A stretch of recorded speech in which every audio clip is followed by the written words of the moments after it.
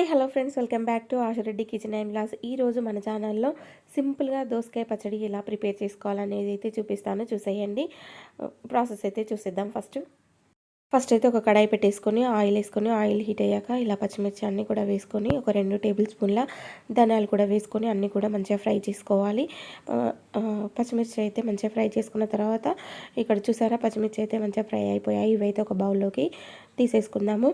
ఇదే కడాయిలో మనం కట్ చేసి పెట్టుకున్న దోసకాయ ముక్కలు ఉన్నాయి కదా, అవన్నీ కూడా వేసుకొని ఇవి కూడా ఫ్రై చేసుకోవాలి. ఇందులో కొంచెం పసుపు, అలాగే రుచికి తగినంత సాల్ట్ అయితే నేను ఇప్పుడే వేసుకుంటున్నాను. అక్కడ రుచికి తగినంత సాల్ట్ వేసుకొని అంతా కూడా కలిసేలా కలుపుకొని ఒక 2 నిమిషాలు అయితే మగ్గించుకోవాలి.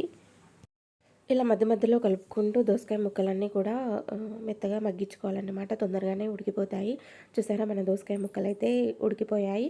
ఇవైతే తీసి పక్కకు పెట్టేసుకొని అదే కడాయిలో ఆయిల్ వేసుకొని మనం పోపు అయితే పెట్టుకోవాలి. జీలకర్ర, ఆవాలు, మినపప్పు, శనగపప్పు, ఎండుమిర్చి, పసుపు వేసి నేనైతే పోపు అయితే పెట్టేసుకున్నాను. ఇక్కడ మనం ముందుగా రెడీ చేసి పెట్టుకున్న అన్నీ ఉన్నాయి కదా, అవైతే మిక్సీ జార్లో వేసుకుంటున్నాను. పైనుంచి కొంచెం జీలకర్ర, అలాగే కొన్ని పచ్చి ఆనియన్స్ కూడా వేసుకుంటున్నాను. టేస్ట్ అయితే బాగుంటుంది ఇలా పచ్చి ఆనియన్స్ వేస్తే. ఇవైతే అన్నీ కూడా కొంచెం బరుకుగా మిక్సీ అయితే పట్టుకోవాలి, మెత్తగా పట్టుకోకూడదు. ఇలా బరుకుగా పట్టుకుంటే సరిపోతుంది.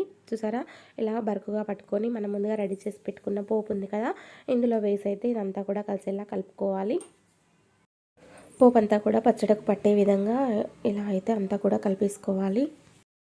అంతే అండి, పోపు అంతా కూడా కలిపేసుకుంటే మన దోసకాయ పచ్చడి అయితే రెడీ అయిపోతుంది. చాలా సింపుల్గా ఉంటుంది. టేస్ట్ అయితే సూపర్గా ఉంటుంది. పిల్లలకు కూడా చాలా నచ్చుతుంది. చపాతీలోకైనా, దోశలోకైనా, రైస్లోకైనా అన్నిటిలోకి బాగుంటుంది. నచ్చితే ట్రై చేయండి. Thank you for watching this video.